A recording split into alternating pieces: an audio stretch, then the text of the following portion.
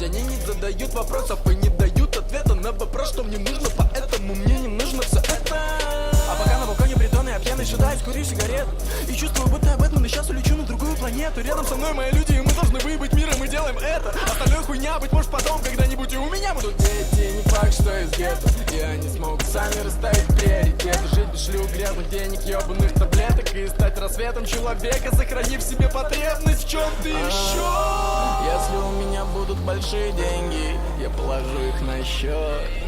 Если кто спросит, чем занят мой подельник, отвечу, что не знаю ни о чем. Дорогая, ты загляденье, скрась мое свободное падение. Черт, моя душа болит без девок, бабок и таблеток.